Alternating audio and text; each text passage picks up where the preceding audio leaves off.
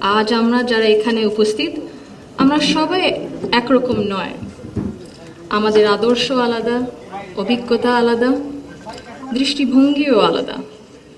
কিন্তু তারপরেও আমরা একসাথে বসেছি, আলোচনা করছি, কারণ আমরা সবাই দেশের জন্য, দেশের মানুষের জন্য ভাবছি।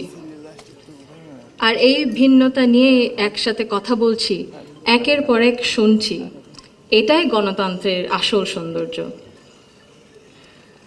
আমার আগে যারা সম্মানিত প্যানেলিস্টরা কথা বলেছেন, তাদের সবাইকে আন্তরিক ধন্যবাদ জানাই।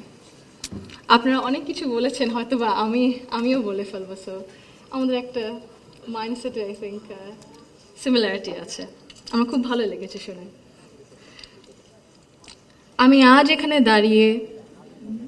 দাঁড়িয়েছি ভিন্ন এক অনুভূতি ও আবেগ নিয়ে। বাংলাদেশের এই পলিসি লেভেলটায় আমার প্রথম বক্তব্য এটা। আমি এমন কেউ নয় যার কাছে সব প্রশ্নের উত্তর আছে বা সব সমস্যার সমাধান জানা আছে। তবু আমি বিশ্বাস করি, নিজের ছোট্ট জায়গা থেকেও সমাজের জন্য, দেশের জন্য কিছু করার আন্তরিকতা আমাদের সবার মধ্যে থাকা উচিত।